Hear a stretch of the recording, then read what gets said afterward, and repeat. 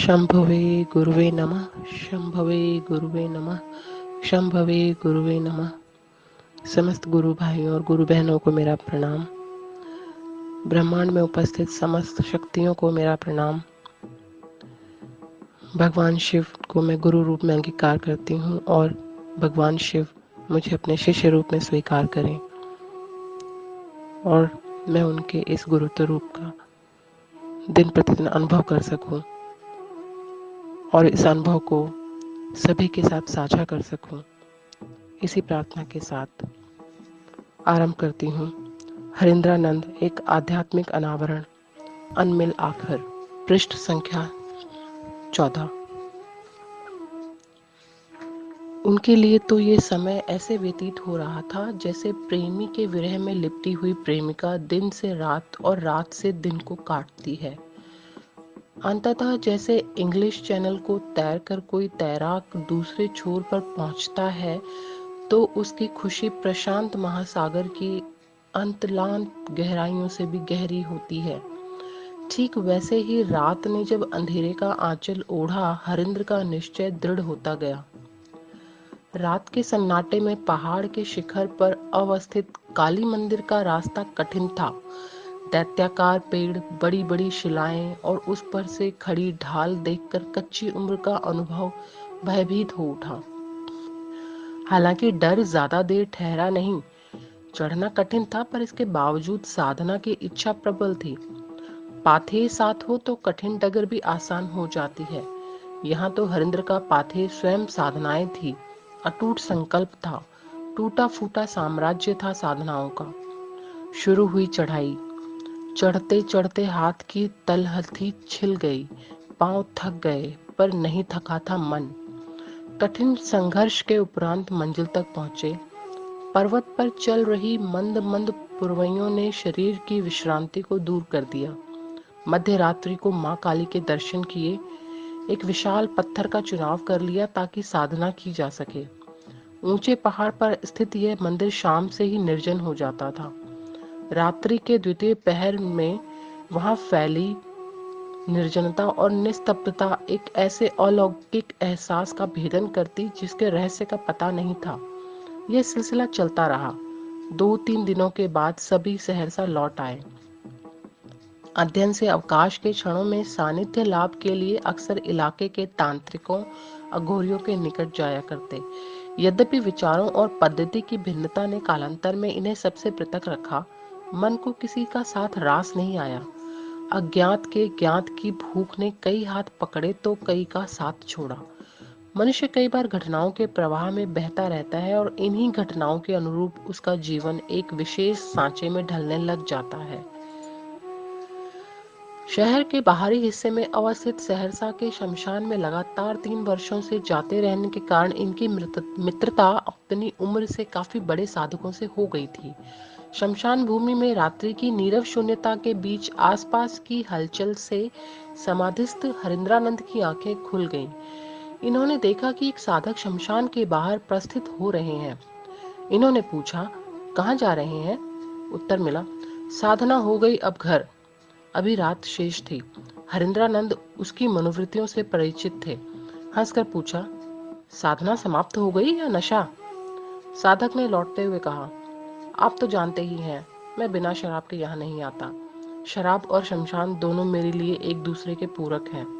जब तक नशे में रहता हूँ तब तक मौत और मृतकों की दुनिया का भय नहीं होता, पर जैसे ही नशे से बाहर आता हूँ, जीवन और मृत्यु के बीच का अंतर मुझे यहाँ ठहरने नहीं देता। मेरे पास पर्याप्त पैसे भी नहीं हैं। इस पर तपाक से इन्होंने कहा, अगर मैं आपके लिए पैसों का प्रबंध कर दूं, तो क्या आपकी साधना इस छोटे अंतराल के बाद पुनः प्रारंभ हो सकेगी? छोड़िए इन बातों को, अब घर जाने दीजिए। आधी रात को मेरे लिए भला शराब कहाँ से आएगी? आप पैसे की चिंता न करें। इतना कहकर हरिंद्रानंद ने अपनी जेब से पैसे निकाले और उसके हाथ में थमा दिया। क्योंकि एक उच्च पदस्थ पदाधिकारी के पुत्र थे, इसलिए जेब खर्च के लिए कुछ पैसे रहा करते थे। उसने हाथ हवा में उठाया। थोड़ी ही देर में शराब की बोतल सामने थी। हालांकि उस साधक को उन्होंने समझाया कि लंबे अरसे से वे भी शमशान आते हैं, शराब का स्वाद तक वे नहीं जानते। आदमी का दिमाग ऐसे ही स्थिर नहीं रहता। नशे के बाद तो वह क्या हरकतें करेगा उसे भी पता नहीं रहता। ये आदत अच्छी नहीं है, आप इसे छोड़ें। शमशान शराब साधना की तिकड़ी नहीं बनाएं, इससे साधना की पवित्रता भंग होती है। कई बार शमशान में इस तरह की गैर जरूरी समस्याएं हो जाया करती थीं। ये अपने साथियों के लिए समाधान बनकर प्रस्तुत हो जाते। तांत्रिक साधना में मंच मकार यानी मत्स्य, मांस, मद, मुद्रा, मैथुन का प्रयोग सामान्य सी बात है। यद्यपि शमशान की इन घोर क्रियाओं ने इनके मानस पर कभी अपनी ऐसी छाप नहीं छोड़ी। उच्चतर माध्यमिक परीक्षा का समय नजदीक आ गया। बाबूजी की डांट और माँ के करुणायुक्त क्रोध के कारण यदा कदा यधन में रुचि लेते, किंतु अधिक समय तंत्र मंत्र, योग साधना, आराधना, ईश्वर एवं चमत्कारिक घटनाओं की पुस्तकों को पढ़ने में ही देते थे। बच्चों की शिक्षा के प्रति गंभीर बाबूजी स्वयं इन्हें पढ़ाने लगे। 2-3 महीने तक लगातार बाबूजी के दिशा निर्देश में किया गया परिश्रम सार्थक रहा। उच्चतर माध्यमिक परीक्षा में सफल हुए। बाबूजी ने हंसकर कहा, कौन कहता है बड़कू पढ़ने में मन नहीं लगाते। बेटे की सफलता ने माँ की आंखों के किनारों को भिगो दिया, जिसे उन्होंने धीरे से पोंछ लिया। सूरज ने अपना तेवर बदलना शुरू कर दिया था। हरिंद्र की उम्र 15 ग्रीष्म को समेट चुकी थी। धरती आग उगलने लगी थी। गर्मी ने सड़कों को सुनसान बना दिया था। वहीं पनशालाओं, बड़े और बुजुर्ग पेड़ों की छाया को पथिकों से स्मृत कर दिया था। गर्मी की शाम जैसे जैसे सरकती है और भी खूबसूरत होती जाती है, वैसे भी निशा को जब हरिंद्र अपना आंचल फैलाते हुए देखते हैं तो उनका मन खिल उठता है।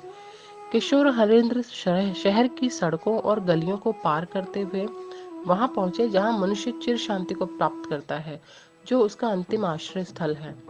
उठा लाए वहां से एक अधगीला नरमुंड। न समाज का भय, न अपने पढ़े लिखे संभ्रांत परिवार के तिरस्कार का। घृणा और भय से तो उनका मन बाल्यकाल से ही मुक्त हो चुका था। दबे पांव घर के भीतर प्रवेश किया। आराम कर रहे नौकर को धीरे से पुकारा और पास आने का इशारा किया। वह इनकी मानसिकता से अपरिचित नहीं था, इनके कारनामों का सहयोगी भी हुआ करता था। वैसे इनके प्यार और आदर ने भी उसे कृतज्ञ बना दिया था। नरमुंड देखकर उसके तो रोंगटे खड़े हो गए। सहमते हुए पूछा, कहाँ से ले आए हैं ये आदमी का खोपड़ी? बाबूजी को पता चलेगा तो बहुत डांट पिलाएंगे। नाक मुंह सिकोड़ते हुए ही सही, पर साफ सफाई में मदद की। खोपड़ी की सफाई के बाद वह सीधा अपने कमरे में चला गया, जैसे उसने कुछ देखा ही नहीं। हालांकि उसे आने वाले तूफान का अंदाजा हो गया था, बस बाकी था उसका प्रकटीकरण। इधर इधर हरेंद्रानंद ने अपने कमरे में नरमुंड पर सुगंधित पाउडर छिड़का, सेंट का स्प्रे किया और शीशे की अलमारी में रख दिया। उसकी दुर्गंध से पूरा घर परेशान हो गया। माँ को तो उबकाई तक आने लगी। लोगों को ये समझने में देर नहीं लगी कि बड़कू बाहर से कुछ ले आए हैं। बाबूजी ने इन्हें तुरंत तलब किया और नरमुंड बाहर कहीं फेंक आने को कहा। बच्चे तो थे नहीं, अब सयाने हो गए थे, इसलिए इनके साथ जोर जबरदस्ती भी नहीं की जा सकती थी। घर में हंगामा बरपा रहता।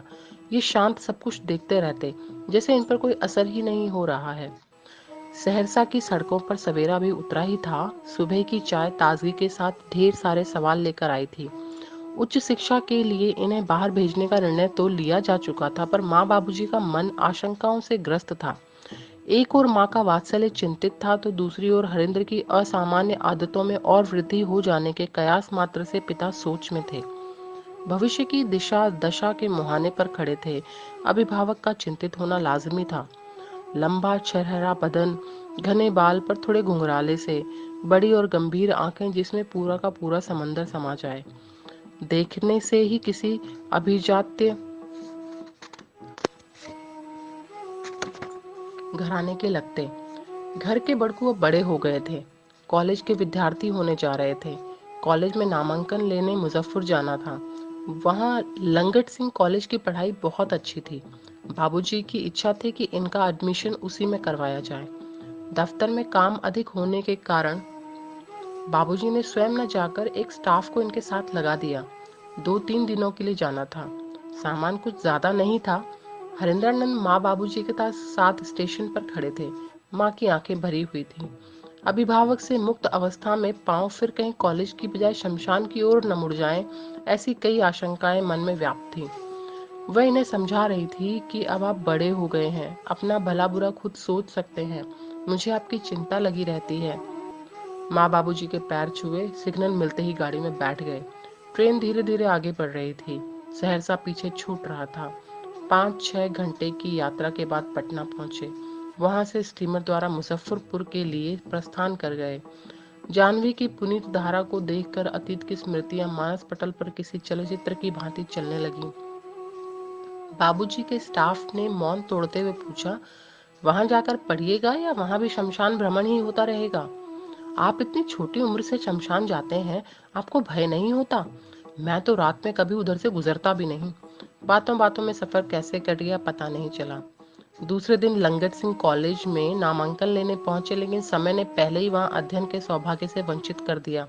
तिथि खत्म हो जाने के कारण बहुत प्रयत्न के बावजूद दाखिला नहीं हो सका।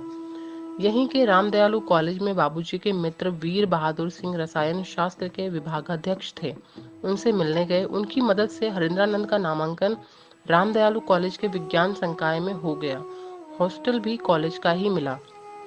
कॉलेज का पहला अनुभव था, इसलिए कुछ दिनों तक तो लगातार गए, लेकिन आसक्ति बहुत दिनों तक छिपी हुई दशा में इंतजार नहीं करती। यहाँ अभिभावक के नियंत्रण के अभाव में स्वच्छंद रूप से रात्रि में शमशान जाने लगे।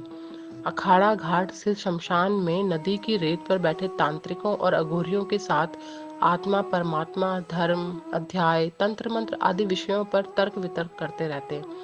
माह में 1-2 बार ट्रेन से हाजीपुर आते और गंगा के किनारे रात्रि में साधनाएं करते, फिर सुबह मुजफ्फरपुर लौट जाते।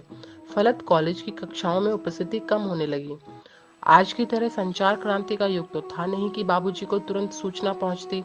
हॉस्टल से रात रात भर गायब रहने के कारण कॉलेज प्रशासन द्वारा कई बार इन्हें चेतावनी देकर छोड़ दिया जाता, पर ये अपनी आदतें कहाँ छोड़ने वाले थे।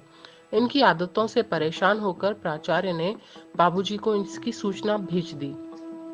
बाबूजी सूचना मिलते ही फौरन मुजफ्फरपुर के लिए रवाना हुए। वहां पहुंचकर प्राचार्य से मिले। बाबूजी के समक्ष प्रिंसिपल द्वारा प्रस्तुत किए जा रहे उपालंबों ने विद्रोही स्वभाव को बढ़ाया ही था कि इनके विवेक ने हाथ थाम लिया। लंबी बातचीत के बाद निर्णय लिया गया कि अब ये यहाँ नहीं रहेंगे। बाबूजी ने अपने साथ साहेबगंज ले आए। बिहार का संपन्न और हरा भरा जिला साहेबगंज अपनी भौगोलिकता के कारण और भी रमणीक है। इसके दक्षिण में विश्व की प्राचीनतम पर्वत श्रृंखलाओं में से एक राजमहल की विस्तृत श्रेणियां है, तो दूसरे छोर पर गंगा इस शहर को पवित्र करती हुई आगे बढ़ती है। राजमहल की इन्हीं पहाड़ियों की तलहटी में कब्रिस्तान है, तो गंगा के पवित्र कूल पर शमशान भूमि। हमारे बनाए हुए धर्म तो हमारी सांसों के साथ रह जाते हैं, पर मानव शरीर की अंतिम आश्रय स्थली एकाकार हो जाती है, चाहे कब्रिस्तान हो या शमशान। इन दोनों को एक साथ पाकर हरिंद्र का ज्ञान पिपासु मन झंकृत हो उठा।